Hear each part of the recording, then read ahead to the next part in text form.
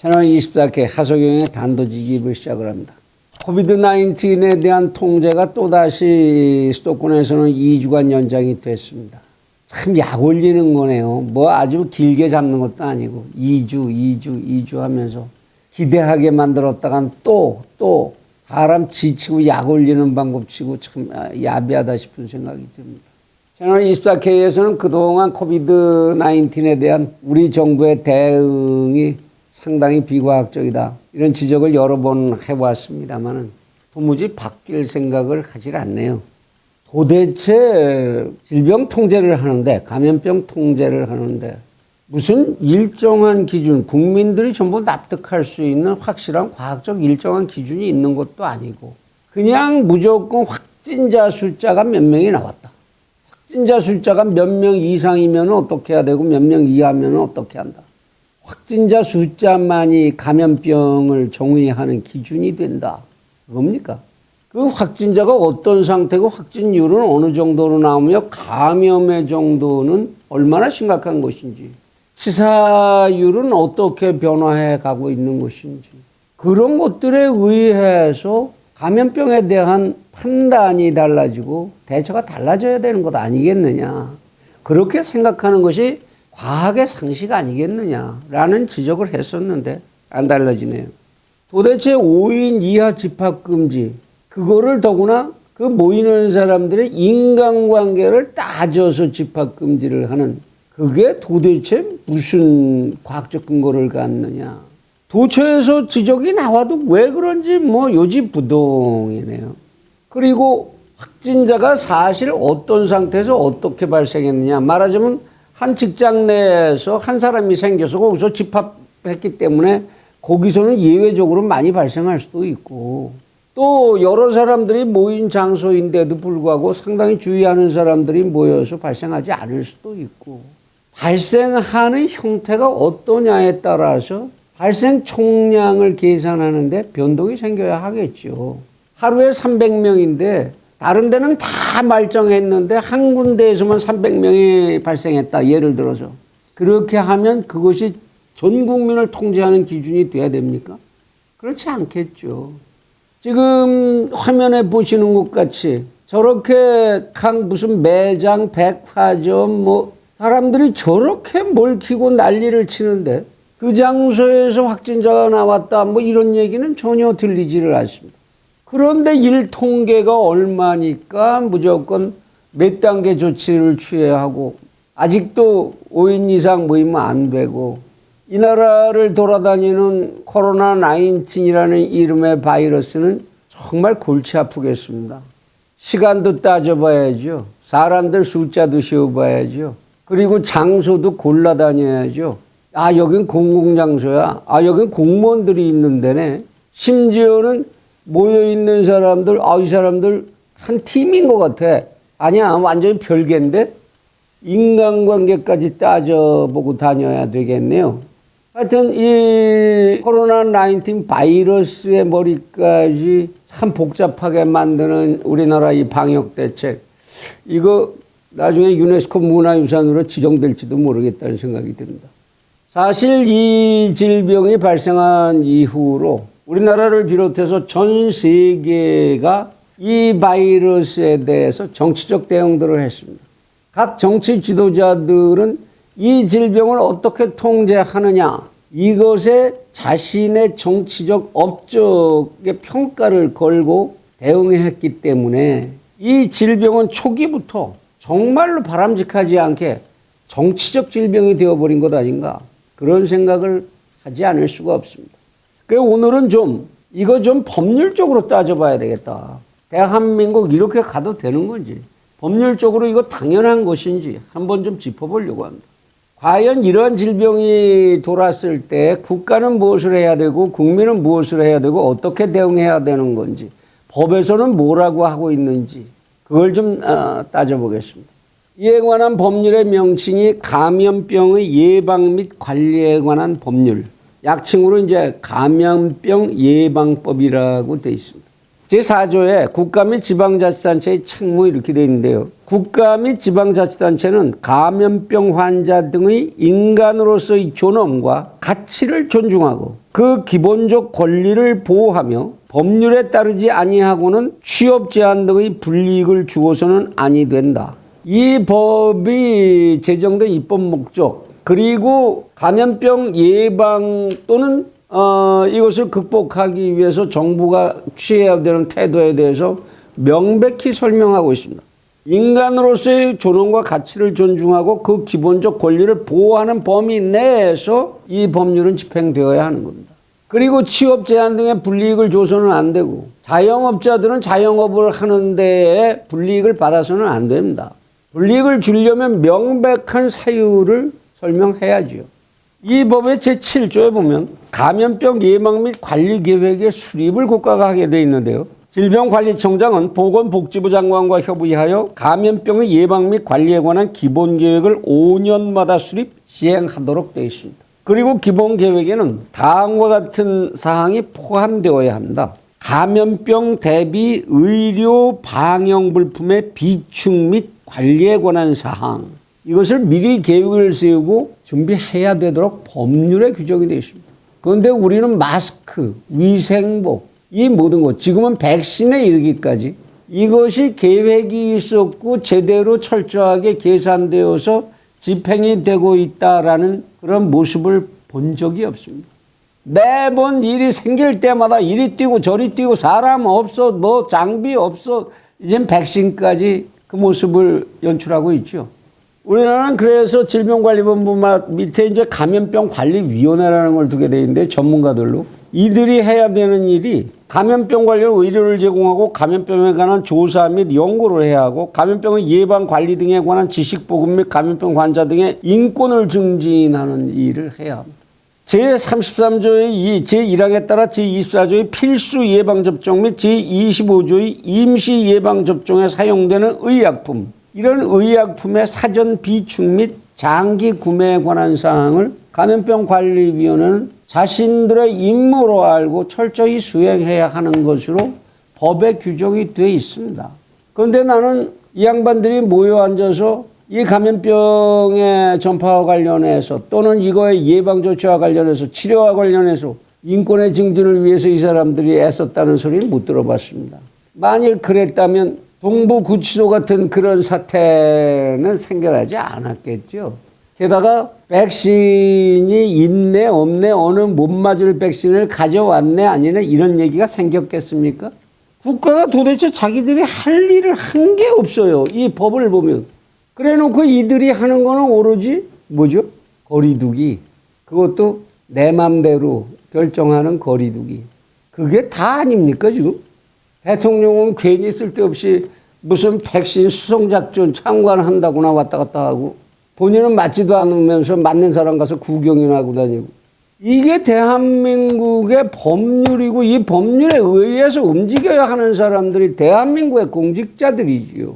왜 법 안 보죠? 왜 법 안 지키죠?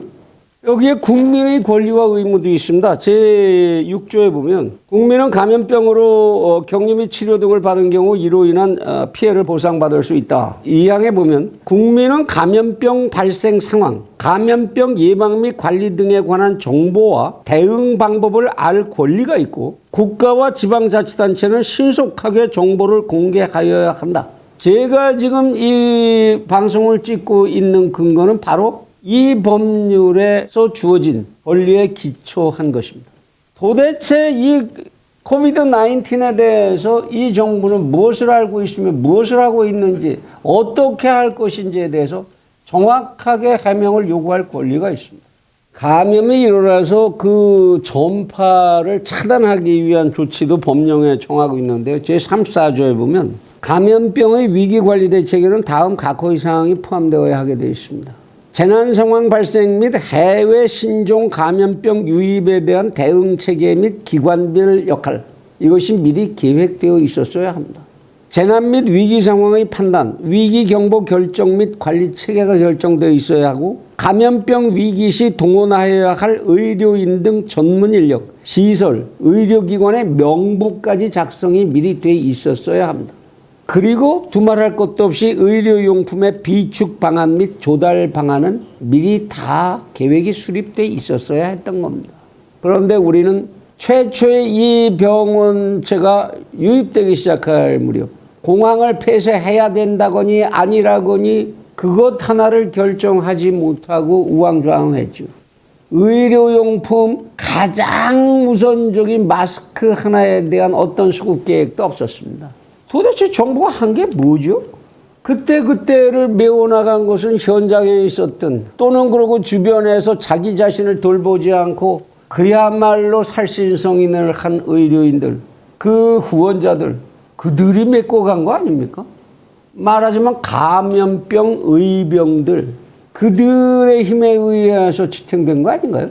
그리고 대통령은 험나게 외국 정상들한테 전화나 받고 진단키트, 한국 거 좋다면서 그것 때문에 K방역이 성공했다고 자랑이나 치고 정부가 일하지 않는다는 걸로 이 법의 제51조에 보면 도덕 의무라는 게 있습니다. 국가와 지방자치단체는 이 감염병의 전파를 차단하기 위해서 끊임없이 소독을 하도록 돼 있어요. 근데 요새 어디서 그렇게 소독하는 인력들 몇 번이나 보십니까? 얼마나 철저하게 하던가요? 온 세상을 소독으로다 씻고 다녔으면 그럼 국민들이 좀 자유롭게 그 사이에서 움직일 수도 있었을 거 아닌가요? 그 국가의 의무예요. 여기에 대해서 더 웃기는 일이 있습니다. 대한민국의 언론 그리고 일부의 전문가들, 그들은 도대체 뭐하는 집단들입니까? 책임 회피죠, 사실은. 많이 좋아졌다, 활로를 열어줘야 된다, 법 규정이 이러니까 정부가 너희가 잘못한 거다 그랬다가 이것이 잘 알지도 못하는데 졸지에 막 확 창고를 해서 제4의 팬데믹이 그야말로 자기들 말대로 막 휩쓸었다가는 언론 탓이다 또는 일부 전문가 탓이다 그럴 테니까 밑져야 본전인 건 뭡니까? 조심해야 된다. 정부가 하지 말라는 거 하지 마라. 거리 두기가 최선이다. 그 얘기만을 강조해야 됐던 거 아닙니까? 왜 지금과 같이 법률적인 문제부터 하나하나 따져주지를 않았죠? 국민들을 위해서? 왜 이것이 어떤 과학적 기초를 가지고 있느냐에 질문하지 않지요? 우리나라 언론 그리고 일부 전문가들. 대한민국에 무슨 그렇게 바이러스에 절대적 전문가들이 있습니까? 세계가 알질 못하는데. 세계가 잘 알질 못해서 백신 하나가 그렇게 제대로 잘 나오질 못하는 거 아닙니까? 우리는 지금 이 코로나 바이러스에 대해서 인류는 아직 확실한 정보를 가지고 있지 못한 겁니다. 그런데 왜 자기들도 모르기는 마찬가지면서 가장 기초적으로 판단하고 기초적으로 집행해야 되는 국민의 권리 보호를 위한 과학적 접근, 왜 그거는 애써 외면하지요? 이유가 뭡니까?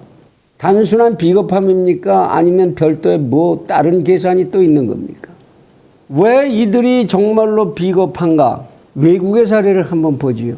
요즘 이스라엘이 아마 전 세계에서 백신 접종률이 최고 수준에 올라가고 방역에 있어서 그야말로 모범이 되고 있네요. K방역은 어디로 없어진 지 오래됐고 이제 I방역입니다. 이스라엘은 지금 백신 접종률이 60%에 달했습니다. 그래서 코로나19 감염 지표가 뚝 떨어졌다. 이런 보도가 나오고 있습니다. 그 보도의 내용을 보면 신규 확진자가 1,000명 아래로 내려갔다. 감염 생산 지수가 0.78. 5개월 만에 최저치를 기록했고 검사 수 대비 양성 판정 비율이 2.9%밖에 안 된다. 중증 환자는 2주 만에 750명에서 626명으로 줄었다. 이 내용을 우리의 사례하고 한번 비교해 보시죠. 이 이스라엘의 인구는 850만 명밖에 안 됩니다. 그런데 신규 확진자가 하루에 1,000명이다. 근데 이게 잘 되고 있는 거고 이제 이들은 마스크를 곧 벗을 수도 있다. 상당 부분 거의 통제를 해제한 상태입니다. 우리는 하루 확진자가 어제 기준 382명입니다. 인구 850만에 1,000명. 우리는 인구 5천만에 382명. 우리가 그렇게 대단히 심각합니까 지금? 도대체 심각성의 기준이 뭡니까? 정부가 이러이러한 통제 조치를 할 수 있다라는 규정을 법에 잔뜩 만들었으면 그 통제 주치를 적용할 수 있게 되는 기준, 그 질병의 감염률이나 사망률, 확산 속도 이런 것에 대한 객관적 수치를 제시했어야 할 겁니다. 인구 850만에 1000명도 그렇게 자유로운 상태로 가는데 5천만에 382명이 그게 그렇게 어마어마한 감염병입니까? 우리는 어제 기준으로 사망자 숫자가 플러스 6명, 6명 나왔습니다.